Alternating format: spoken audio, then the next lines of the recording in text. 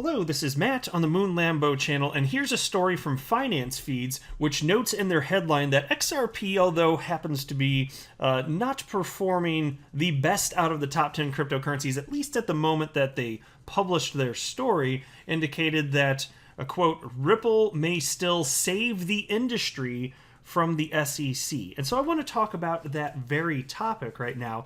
I've got some comments that you're going to find interesting from a former SEC commissioner and also asshat Jay Clayton, former SEC chair.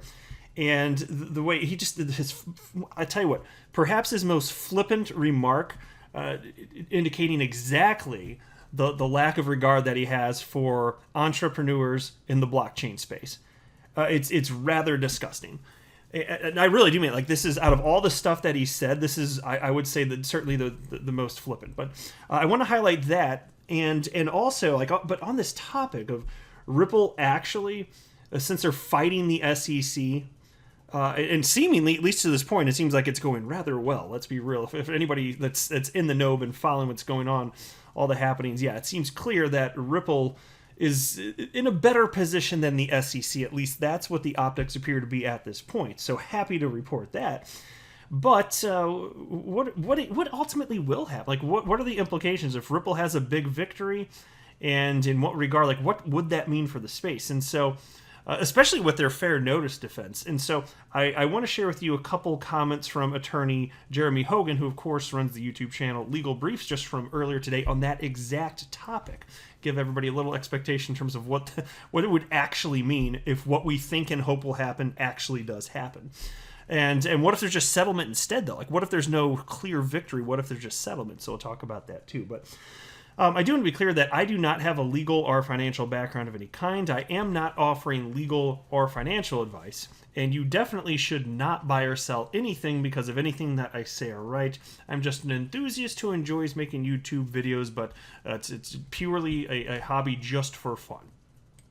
And so there was this video clip that my fellow XRP YouTuber, James Rule XRP, shared earlier this morning. And this is the one. This is the freaking one. I was actually thinking about this clip because I had seen it some months ago, and I think I mentioned it in a video, but I couldn't find it when I wanted to. I wasn't sure exactly what to type in or what the event was to like find this exact clip, but here it was. James Rule XRP shared this, and then he happened to send it to me in a message on my Twitter inbox here, and so I want to run through this here.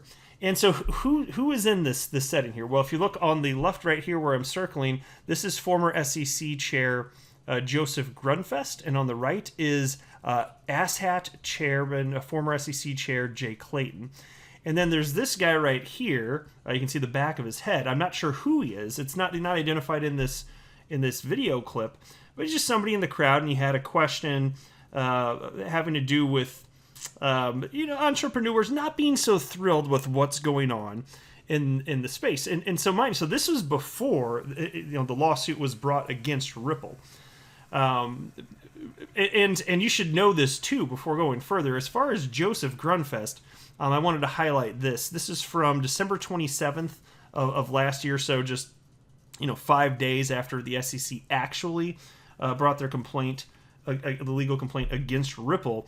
I want you to know what former SEC chair Joseph Grunfest had to say about this, because he is the polar opposite of Jay Clayton on this.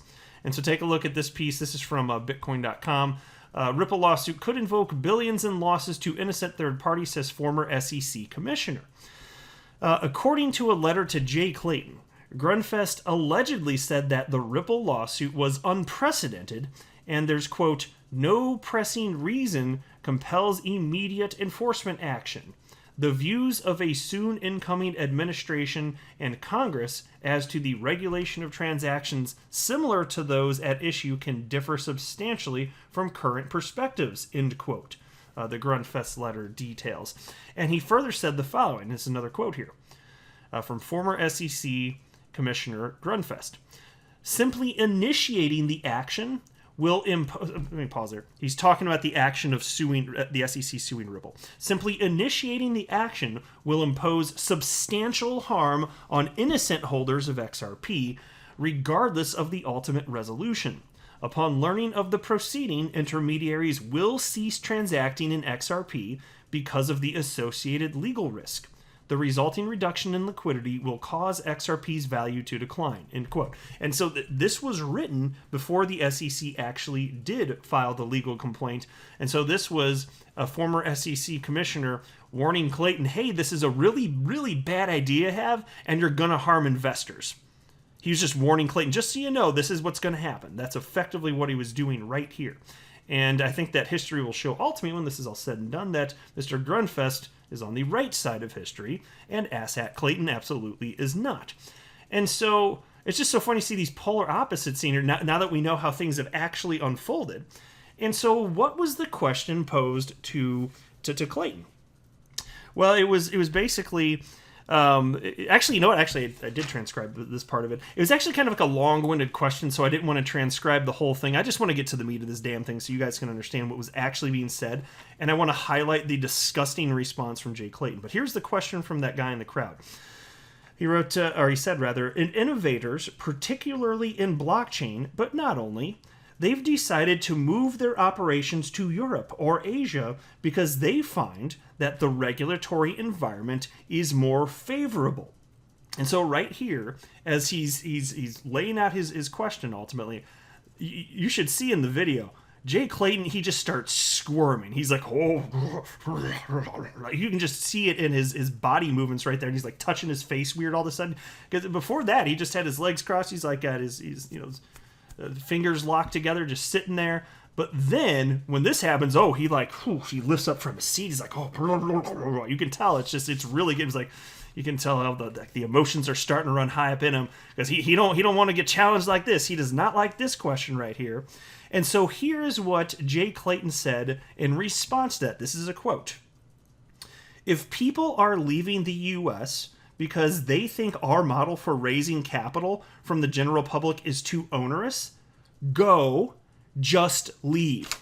There you go. Former SEC chairman, he was chairman at the time when he said that. He said, "Go, just get out of here, just leave. You don't like what's going on right now? It's too onerous. Just leave." But here's the thing: people aren't even saying that things are too onerous. By and large, that's not typically what I see. What I typically see from entrepreneurs in the blockchain and crypto space is that there are not clear guidelines. It's not that they're too onerous necessarily. And yeah, there are clear problems with like regulating through litigation. I think that's how they've been behaving. But that's kind of the point. It's not just that everything's completely onerous, right? We don't want it to go further in that direction, obviously. But it's that there isn't this sufficient clarity. And here you have a former SEC chairman just living in a complete fantasy land, pretending like that's not the case. Everything is perfectly fine, hunky-dory, not a problem, not a care in the world. That's what he's doing. And it was just disgusting seeing that response right there when I know that exact mindset has harmed investors that he's supposed to be protecting.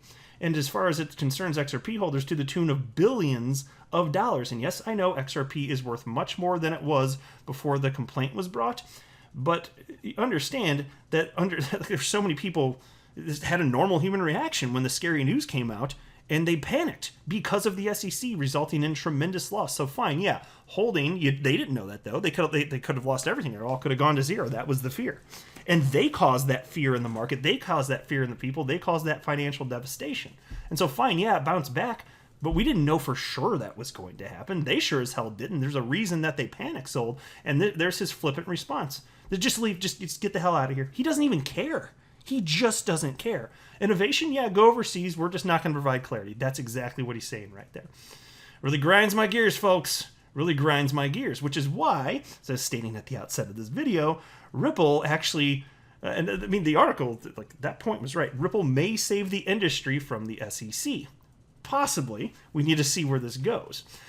And so there's somebody named Grateful XRP on Twitter who had a question for attorney Jeremy Hogan, who again, of course, is the attorney in the XRP community that runs the YouTube channel Legal Briefs. I'm sure most of you are familiar with him to this point. And Grateful XRP wrote the following. He wrote, "Hey, attorney Jeremy Hogan. If Ripple wins the fair notice argument, will it be applied to all cryptos? Even if the case is settled, dismissed, dropped, or won in summary judgment? Question mark. Which is an excellent question, because the fair notice defense is a serious argument. It's a very big defense for Ripple, because if the court does find that Ripple did not have sufficient notice, that the way that they were going about their business within the marketplace, if they didn't have sufficient notice that what they were doing would have been illegal from the perspective of the SEC, then there is no case. Because it would be just as illogical as somebody's doing something that's legal one day and then a law is passed, like, say, a month later that makes that activity illegal, and then retroactively going back and be like, oh, well, this is illegal now, and you did it a month ago, so you're in trouble. It's somewhat similar. It's not a perfect analogy, but it makes me think of such a scenario, which you cannot have. And so if the court finds that Ripple didn't have fair notice, no, that's the end of this damn thing. And so here's what Jeremy Hogan had to say, because again, the question is, will this fair notice defense, if it's a big win, or if there's a settlement, or if there's a dismissal, if the case is dropped, or won in summary judgment, like, what will the fair notice mean for the rest of crypto, basically? So Jeremy Hogan responded with the following. The fair notice defense would become case precedent only if the case is won at summary judgment. There will be no precedential value either way if the case is settled.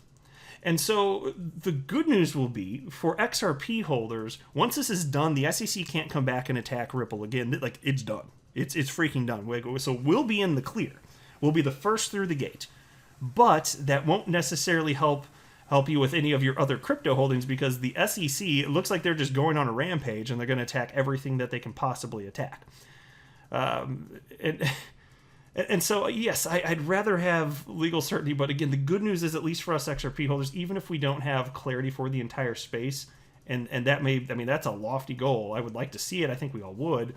But even if we don't get it, at least, XRP holders are not going to have to be worrying as much as any other participant in the space effectively here. And then somebody named Rob wrote the following to attorney Jeremy Hogan. Also, he wrote, "Hey, Jeremy, so a fair notice win at summary judgment sets an industry precedent, but does that prevent the SEC from suing other projects, or simply give those projects an easy defense to mount in the suit?" And then Jeremy Hogan did respond and wrote the following. A Ripple win provides an easy defense for other cryptos. Like I say, anyone can always sue someone else for anything. The question is only if they will win. And so we shall see. That's where we're sitting right now. I'm not a financial advisor. You should not buy or sell anything because of anything that I say or write. That would be a very, very, very bad idea. Until next time, to the moon, Lambo.